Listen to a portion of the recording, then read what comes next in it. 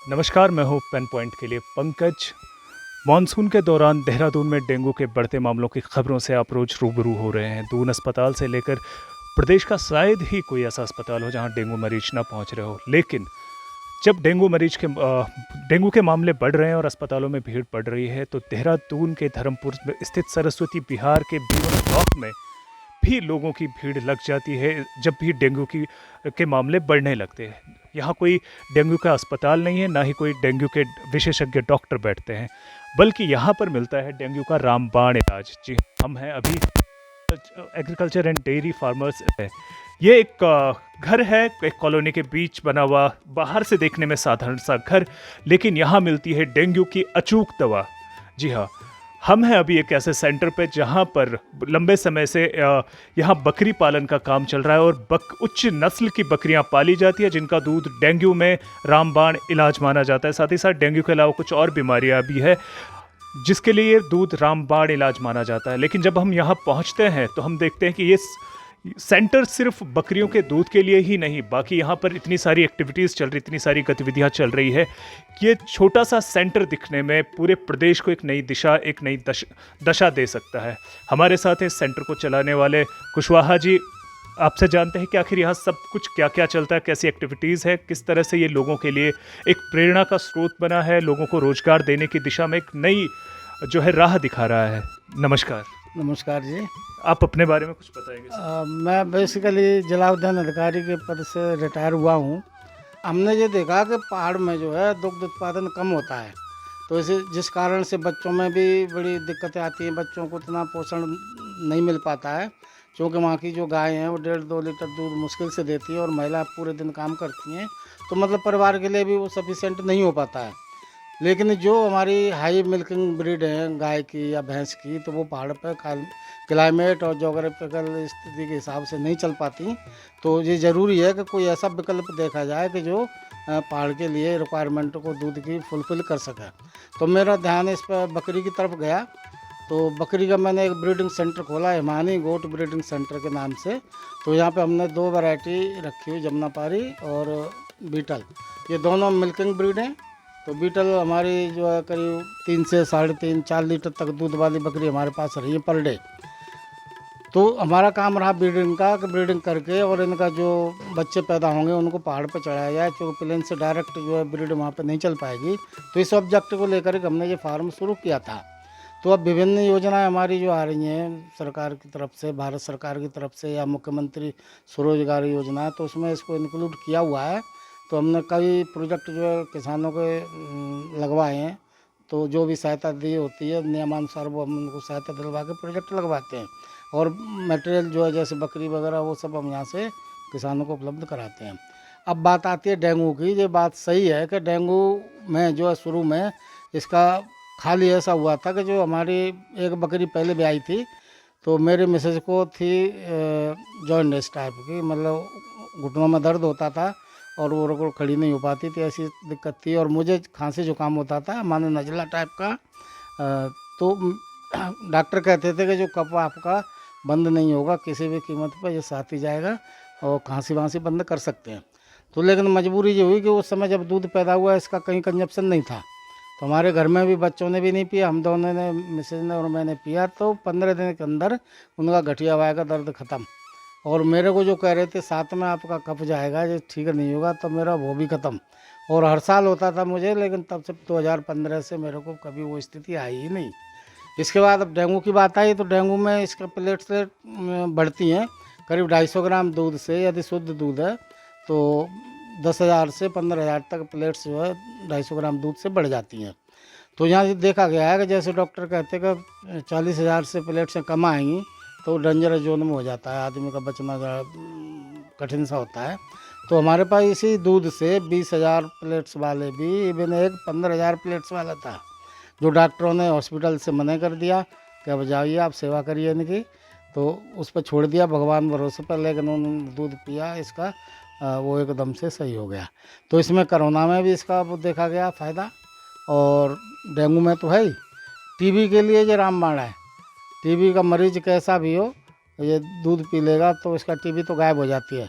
यदि दूध नहीं भी पी पाता है तो इनके साइड में अगर आधे घंटे बैठ लेता है पर डे, तो 1 महीने के अंदर उसके वो कोई दवाई ना खावे तब भी टीबी गायब हो जाती है। ये प्रैक्टिकल है और हमारा अपना निजी प्रैक्टिकल है। और करीब करीब हर साल हमसे जब डेंगू फैलता है तो 300 से लेकर 400 लोग जो है दूध ले जा कर के लाभान्वित होते हैं। मैं सबका रिकॉर्ड रखता हूँ और उनसे पूछताछ करते रहते हैं डेली कि आज कितना फ़ायदा हुआ आपके मरीज को, कितनी प्लेट्स आई। तो एवरेज वही बताया 15-20 हज़ार प्लेट्स जो है उनकी बढ़ती रही 250 ग्राम दूध से रोज़। कई लोग हमारे पास ऐसे भी आए जिन्होंने कहा हम कोई अंग्रेजी दवा नहीं खाएंगे, इनके साइड इफ़ेक्ट होते हैं, बिल्कुल नहीं खाएंगे। कोई दवा नहीं खाई उन्होंने डेंगू में और उसमें इवन कोरोना में भी। तो वो इसी दवा दूध से एकदम फिट हो गए वो। तो इतना लाभदायक है। तो अब हम ये प्रेरणा भी देते हैं, किसानों को कहते भी हैं, चूँकि अकेली ब्रीड जो पूरे उत्तराखंड में मेरे पास ही है मिल्किंग ब्रीड और इंडिया की टॉप मोस्ट ब्रीड है ये। तो हम चाहते हैं कि ये इसका और जो है प्रचार प्रसार हो, गवर्नमेंट भी इसमें थोड़ा सा मदद करे। वैसे कर ही रही है गवर्नमेंट, पर थोड़ा सा उतना नहीं हो पा रहा है क्योंकि अभी सारा मेरे पे ही रहता है जिम्मेवारी। तो यहाँ से कोटद्वार, पौड़ी और आपका रानीखेत, उधर सॉरी हल्द्वानी, दिल्ली, ये सब दूध यहाँ से जाता है। जब कोई अपने रिलेटिव से मिलने जाते हैं 2-4 लीटर दूध ले जाते हैं यहाँ से। हॉस्पिटल वाले भी आते हैं। कई लोग ऐसे भी आए जिसको बिजनेस बनाना चाह रहे थे कि भाई हमको 5 लीटर दूध पर डे दे दीजिए और हम हॉस्पिटल में फ्री बांटेंगे। तो हमने कहा लिस्ट दो उसकी, हम तब देंगे। तो हमसे कहा भी इन्होंने कि भाई आपको क्या मतलब है, आप दूध दे रहे हैं हम पैसा देंगे, हम कुछ भी करें। मैंने बिल्कुल नहीं, ये दवाई के मामले हैं, दवाई की तरह। तो हम ज़्यादातर कोशिश करते हैं सभी को मिल जाए दूध। तो बहुत लोग लाभान्वित हो रहे हैं। जी हम लोग इधर और बातचीत करते हुए तो आपने बताया ये बीटल्स जो प्रजाति है जी। उसकी बकरियां हैं, अगर इसे कोई किसान पालना चाहे तो उसके लिए कितना इसका खर्चा होता है, कितना मुश्किल ये पालना होता है, या गाय या भैंस के मुकाबले इसे पालना कितना फ़ायदेमंद है, या एक बकरी की कीमत क्या होती है जब इसको शुरू किया जाए और क्या क्या सावधानियां बरतनी चाहिए? एक्चुअली में वैसे गाय और भैंस की अपेक्षा तो इनमें काम बहुत ही कम है। जी। मतलब 1 से 1.5 घंटा सुबह लगेगा और इतना ही शाम को लगेगा। और इनमें ज़्यादा वो नहीं है, कोई भी आदमी अपना काम करने के साथ साथ इसका पालन कर सकता है। और इनमें खर्चा भी कम आता है। बीटल बकरी में जब वो एडल्ट होगी एकदम से तो उसमें 850 से 900 रुपये पर मंथ का खर्चा आता है और 3 से 4 लीटर दूध दे देती है। आजकल जो उसका हमारी रेट तो फिक्स ही रहती है, लगभग 800 रुपये लीटर की हमेशा, चाहे बीमारी ज़्यादा फैले चाहे कम फैले। ऐसा नहीं होगा ज़्यादा फैले तो हमने रेट बढ़ा दिया, ऐसा नहीं होता। तो 800 के हिसाब से 3 लीटर दूध का भी जोड़ो तो 2400 रुपये इनकम हो जाती है। और पर हाँ रोज़ की। और पर डे का आप जो है इसका खर्चा जोड़ेंगे तो 900 रुपये महीने के हिसाब से बहुत ही कम खर्चा आता है। तो इतना प्रॉफिट है। और जैसे 100 बकरी का प्रोजेक्ट लगाते हैं तो लगभग 18,000 का 18 लाख का नेट प्रॉफिट आ जाता है, सब खर्चे काट कूट के। तो बहुत इजी है और इनको बहुत कम जगह की रिक्वायरमेंट होती है और कम चारे की, इनमें बहुत कम लागत आती है। तो इसको बड़ा आसानी से पाले जा सकते हैं। कोई ऐसे हाई टेक्निकल इसमें नहीं है, छोटी छोटी बातें हैं। वैसे तो अमूमन किसान पालते हैं पर उनमें थोड़ा सा चेंज करके और कुछ हम जो ट्रेनिंग भी देते हैं उसमें किसान को ट्रेंड करते हैं पहले बकरी देने से पहले। तो ट्रेनिंग देते हैं पूरी, उनको परफेक्ट कर देते हैं, तभी बकरी इनको पालने का वो करते हैं। और जो बीटल बकरी है तो इसमें देखिए ये ब्लैक वाली है, तो ये पंजाब की ओरिजिनेटेड है, जो हमारे डिस्ट्रिक्ट पाकिस्तान के बॉर्डर में या जो हमारा पंजाब का हिस्सा पाकिस्तान में चला गया है वहाँ की जो ओरिजिनेटेड है। तो ये अब बड़ी महंगी हो गई है ये, क्योंकि लोगों में इसका वो जागरूकता आई। इतना दूध मिलता है, गाय भैंस से उतना मिलता नहीं है, बीमारी बहुत ज़्यादा होती है गाय भैंस में। तो हर आदमी अब इसको पालना शुरू कर दिया है। और भारत सरकार की जो योजना चली थी सब्सिडी की, तो अन्य राज्यों में जैसे महाराष्ट्र हो गया, मध्य प्रदेश हुआ, उधर केरला, कर्नाटक और उत्तर प्रदेश भी, तो ये बहुत जागरूक हुए। तो इन्होंने यहाँ से बहुत परचेजिंग कर दी पंजाब से। तो अवेलेबिलिटी थोड़ा कम होने के कारण इनकी कीमतें बहुत बढ़ गई हैं। जैसे अच्छी अगर हम बकरी लेंगे तो 35,000 से लेकर 80,000 तक की एक बकरी आएगी। और मेल आएगा, बच्चा लेंगे तब तो लगभग बराबर सी कीमत रहेगी। और एडल्ट एकदम से लाते हैं फिर मेल जो है अबव 1 लाख, 1 लाख से ऊपर का आएगा। और 1.5 लाख भी हो सकता है, 1.25 लाख भी हो सकता है, 1 लाख भी हो सकता है। और 3 महीने के बच्चे की इसकी कीमत 20,000 तक होती है 3 महीने की। तो जिस तरह से आप बता रहे हैं तो उसके लिए एक अच्छा खासा इन्वेस्टमेंट की ज़रूरत है अगर कोई शुरू करना चाहे, या फिर कम इन्वेस्टमेंट में शुरू हो सकता है? नहीं, इसमें अगर 10+1 के यूनिट लगाएं, 10 बकरी और 1 बकरा, तो वो कम इन्वेस्टमेंट में हो सकता है। या फिर छोटे बच्चे ले आए, उनको पाल के अपना बड़ाई कर लें तो कम में काम चल सकता है। तो इस तरीके से फिर 10+1 की यूनिट तो कम से कम लगानी चाहिए किसान को। लेकिन हम उसमें फिर ये करते हैं कि मान लीजिए कि 50 बकरी का उसने प्रोजेक्ट लगा दिया। ऐसे बहुत लोग हैं जो इन्वेस्ट कर सकते हैं, करने को तैयार हैं, कर भी रहे हैं। तो 50 बकरी का प्रोजेक्ट लगा दिया तो कुछ उसमें हम 10-15 बकरी वैसे मीट पर्पज के रखवा देते हैं किसानों को, जिससे तुरंत ही उनको इनकम मिलना शुरू हो जाती है। और शेष जब ब्रीडिंग होगी, बच्चे होंगे, दूध होगा तो बिकेगा। तो ऐसे करके हो सकता है। दूसरा, इसमें गवर्नमेंट भी काफ़ी मदद कर रही है। सही यदि लोन लेकर के आदमी काम करता है तो उसमें 35 से लेकर 50% तक की इसमें सब्सिडी है, बशर्ते इसको डाइवर्जन ना करें। पर अमूमन लोग लोन लेकर अन्य कामों में डाइवर्ट कर देते हैं तो थोड़ा सा दिक्कत आती है। नीयत साफ होनी चाहिए, नियत साफ होनी चाहिए। हाँ, और ये काम मुनाफे का है। मुनाफे का है इसमें। और किसी भी बड़े से बड़ा रोजगार आप खोल दीजिए, जो प्रॉफिट का रेशियो जो आएगा कि कम खर्चे में इतना प्रॉफिट हो, वो इससे ज़्यादा किसी में नहीं आ सकता। अभी आपके इस सेंटर में कितनी बकरियां हैं? फिलहाल तो हमारी अभी कम हो गई। अभी हमने पिछले कुछ इसी महीने मतलब पिछले महीने में जुलाई में करीब 35 बकरी सेल कर दी हैं। अच्छा, 35 बकरियां सेल कर दी। तो अभी जो बरसात में इनका ट्रांसपोर्ट करना हम जो है उचित नहीं मानते, ना किसी को सजेस्ट करते। तो अभी सितंबर में जैसे बरसात बंद हो जाए, सितंबर अक्टूबर में फिर लाएंगे। फिर लेके आएंगे हाँ, नहीं, हाँ। नई खेत। और फिर अपने इधर बच्चे हैं कुछ, वो भी हो जाएंगे तैयार। तो आपके पास अभी डिमांड कितनी रहती है ऐसे बकरियों की जो बाकी लोग अपना काम, नया काम शुरू करना चाहते हैं, उनकी तरफ से कितनी डिमांड रहती है? कितनी जागरूकता बढ़ी है इन्हें पालने को लेकर? अन्य राज्यों से तो बहुत डिमांड रहती है, जी, लेकिन मैं अभी देता नहीं। अभी मेरा यूपी से भी एक आध ऑर्डर आए हुए हैं, मैं उनको देता नहीं। पहले मैं कोशिश करता हूँ उत्तराखंड में दी जाए। तो उत्तराखंड का तो मुश्किल है। चलिए, बड़ा आप शहर के बीचों बीच, बड़ा मुश्किल सा लगता है कि बाहर से देख के बड़ा अंदाज़ा लगाना मुश्किल होता है कितनी छोटी जगह पर आप इतना बड़ा एक अभिनव प्रयोग कर रहे हैं इतने सालों से, जिसे आपकी ही बातों का हिसाब लगाया जाए तो एक किसी भी परिवार के लिए लाखों का एक व्यापार हो सकता है साबित, आजीविका का एक अच्छा जरिया साबित हो सकता है। और जैसे हम देख रहे हैं बहुत छोटी जगह पे भी इसे पाला जा सकता है। जी हाँ, ये अभी देखिए इतना जो हमारा जो एरिया है जो बना हुआ है, ये करीब 100 बकरियों की कैपेसिटी का है। जब ये बड़े आराम से रह पाएंगी, 100 की कैपेसिटी का हमारा है। अभी ये सब भरे हुए थे कुछ ही दिन पहले, अभी ये खाली हो गया, फिर भर जाएंगे।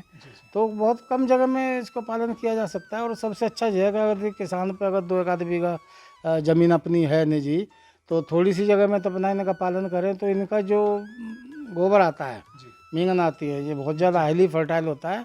तो ये खेत में जाएगा तो फसल हमारी बढ़ेगी, और फसल से जो भी प्रोडक्शन आने वाला होगा तो कॉस्ट ऑफ प्रोडक्शन उसका कम होगा, तो नेचुरली प्रॉफिट ज़्यादा ही होगा। उधर जो है फसल के पत्ते वत्ते कटेंगे या जो भी वेस्टेज आता है, वेस्ट मटेरियल, वो इसको ये खाती हैं। तो इनका मिल्क प्रोडक्शन में भी हमें कमी आ जाएगी, तो उसमें भी फिर इनका जो है रेस भी अच्छा बनेगा प्रॉफिट का। तो ऐसे करके ये एक दूसरे से कोरिलेटेड है। दूसरा, इनके काम करने में बड़ा अच्छा लगता है, बहुत ही मज़ा आता है। तो क्योंकि बकरी तो खुद महात्मा गांधी जी भी पालते थे और वो लोगों को प्रेरित भी करते थे। हाँ, तो एक्चुअली में उस समय तो ये था ना, इसको कहा गया था कि गरीब की गाय, लेकिन आजकल के दिनों में जो अमीर की गाय हो गई।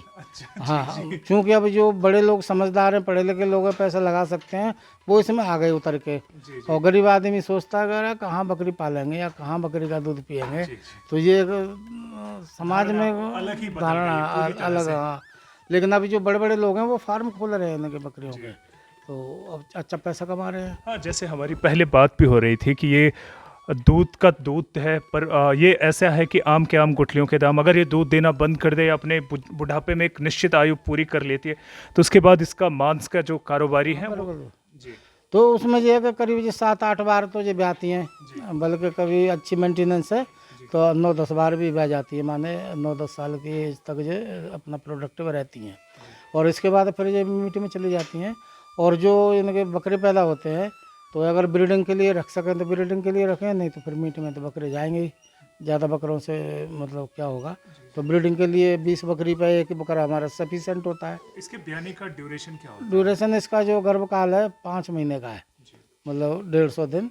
लेकिन कभी 140 से 150 के बीच में ये अपना ब्याह जाती है। तो यानी और ये साल में एक बार ही ब्याहती हैं, जैसे 1-2 बच्चे 2-3 तक बच्चे दे देती हैं। अच्छा, तो रेशियो जो है हाँ तो जो सर जो आपने अभी हम देख रहे थे बगल में अमरूद का एक फार्म तैयार किया है, तो इन सब के लिए जो खाद है वो यहीं से जी जी, सब खाद यहीं से हम डालते रहते हैं।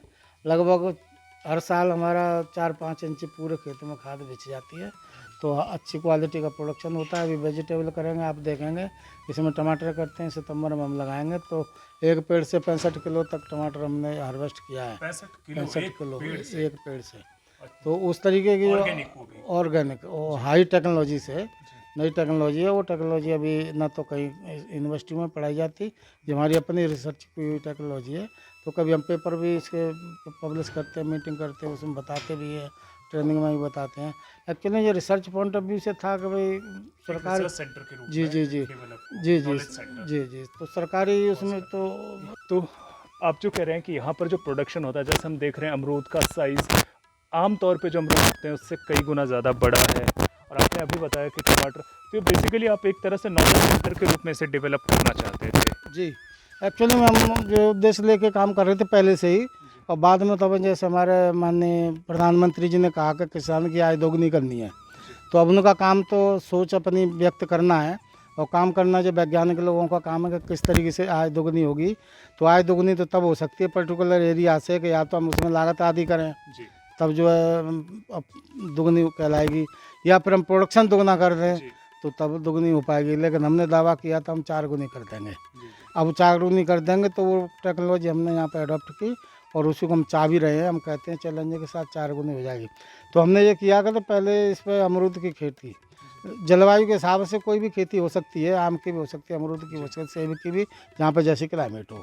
तो ये हमने जो 4 वैरायटी यहाँ पर ये ट्राई की थी। ये अभी 2-2.5 साल के पेड़ हैं। जी तो ये एक वैरायटी है जो 1 kg, इसका 1 किलो तक का फल होता है, वो आपको दिखाई भी दे रहा है। जी जी हाँ, बिल्कुल। ये वो ऊपर बहुत बड़ा हो जी रखा हाँ, है। वो हो रहे हैं साइज हाँ, अभी तो grow ये कर भी रहे साइज पकड़ेंगे, 1 किलो तक का इसका होता है साइज, और बहुत अच्छी वैरायटी है, बहुत हाई प्रोडक्शन है इनमें। हैं। जी जी जी तो दूसरी ये VNR है।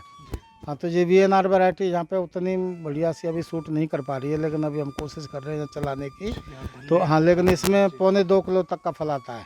हमने 16 से 50 ग्राम तक के फल तोड़े हुए, उधर लगे हुए भी हैं। जी जी तो और उसका टेस्ट कुछ अलग ही है, जैसे VIP खाने लायक है वो, जी खाएंगे हम, जूस ही होगा। जी और तीसरी वैरायटी उधर श्वेता है, तो इसका हाई प्रोडक्शन है, जी और बड़ी अच्छी वैरायटी मीडियम साइज की, 500-600 ग्राम तक। उधर ललित थी, वो नहीं, हमको बढ़िया प्लांट मटेरियल नहीं मिल पाया था, तो उसे तो हम हटा रहे हैं। कुछ आम का उसमें वो लगा दिया हमने पूरी एक लाइन। अब ये बात आई टेक्नोलॉजी की, कि मान लीजिए कि हमने इसमें वेजिटेबल करनी है, और जो प्लांट ग्रो कर रहा है, तो इतना क्लोज उस पर है, डिस्टेंस पे है, 9x6 फीट पे लगे हुए हैं। तो अगर हम इसको ट्रेंड नहीं किए होते तो ये पूरी एरिया को घेर लेते, एक दूसरे में फंस जाते। तो आय दुगनी करने का हमारा ऑब्जेक्टिव उतना पूरा नहीं हो पाता। तो इसलिए इसकी जो हमने ट्रेनिंग दी है वो ऐसे दी है कि इधर को नहीं ग्रोथ है इनकी, ऐसे है सीधी, इनको इधर को ब्रांच जाएंगे, ऐसे करके बांध देंगे उनको। तो बिल्कुल एक हैज हो गई, और ये हमारी एरिया पूरा बच गया है। इसमें वेजिटेबल होगी, इसी में टमाटर लगाएंगे जो मैंने बताए थे, ये सब उसी का सिस्टम लगा हुआ है। तो यहाँ टमाटर लगाएंगे, फिर नीचे धनिया, कहीं गोभी, कहीं कुछ। खाली 1 इंच भी इसमें खाली ज़मीन नहीं मिल पाएगी। तो हम तो कहते हैं इसमें 4 गुनी आमदनी हो जाती है। अच्छा सर, आखिर में आप उत्तराखंड के किसानों और पशुपालकों के लिए कोई मैसेज देना चाहे, क्योंकि आपका जो अभी तक का हम लोगों ने देखा है एक तरह से प्रेरणा का स्रोत है, यहाँ पर एक नॉलेज सेंटर है, तो आपकी तरफ से ज़रूर मैं चाहूँगा कि कोई ऐसा मैसेज कैमरे की तरफ। तो मैं तो ये कहना चाहता हूँ कि ये बहुत ही अच्छा प्रोजेक्ट है, इसमें वेजिटेबल भी साथ में करें और वो बकरी पालन भी करें। और एक मैं ये भी बात कहना चाहूँगा कि जैसे किचन गार्डन में हर आदमी 2-4 गमले में सब्जी लगाता है या फूल लगाता है, और या छोटी छोटी क्यारी बचती है घरों में शहरों के लिए विशेष रूप से, तो वो भी एक एक बकरी रख के अपने पास, इनमें कोई काम नहीं है, कोई जगह नहीं घेरते, और उनको पौष्टिक जो है दूध मिलता रहेगा, बच्चे स्वस्थ रहेंगे। तो मैं ये कहना चाहता हूँ। और जो कॉमर्शियली करना चाहते हैं तो उनको लिए तो ये बहुत ही ज़रूरी है, बहुत ही अच्छी चीज़ है पहाड़ के लिए, क्योंकि पहाड़ में बड़ी गाय भैंसों का पालन नहीं हो सकता। तो ये रिक्वायरमेंट पूरी कर देती है। इनकम इसमें बहुत ज़्यादा अच्छी है। काम इसमें कोई जो काम अपना पहले से कर रहे हैं, सर्विस कर रहे हैं या बिजनेस कर रहे हैं, वो करते रहें। इसमें 1-1.5 घंटा सुबह, 1-1.5 घंटा शाम को लगता है। तो इसमें ये ज़रूर करें इसको। और इसके संबंधी जो टेक्निकल जानकारी संबंधी या कोई प्रॉब्लम्स आएगी, मैं उनके 24 घंटे तैयार हूँ। चाहे फ़ोन से मेरे से वार्ता कर लें, चाहे मुझसे मिलने के लिए आ जाएँ, और ज़रूरत पड़ेगी तो गाँव में जा कर के भी हम जानकारी दे देंगे। तो मेरा ऐसा मानना है कि जैसे आपका भी प्रयास है, इसका जो है जन जन तक पहुंचाएंगे इस सूचना को, तो मैं समझता हूँ कि उत्तराखंड में कुछ न कुछ अंतर आएगा। और थोड़ा सा हमारी गवर्नमेंट यदि मदद करने लग जाए सही तरीके से, तो उद्धार हो सकता है पूरे उत्तराखंड का, जिस ऑब्जेक्ट के लिए करे ये बना था। तो ये 2 ही चीज़ें हैं यहाँ पर, बागबानी या फिर बकरी पालन, यही हो सकता है। धन्यवाद हमसे बातचीत करने के लिए। और जी, अगर इस मॉडल को आप देखेंगे तो जो प्रधानमंत्री नरेंद्र मोदी अक्सर लंबे समय से कह रहे हैं कि किसानों की आय दोगुनी करने का, तो मुझे लगता है कि ये सबसे सफल मॉडल साबित हो सकता है किसानों की आय दोगुनी करने का।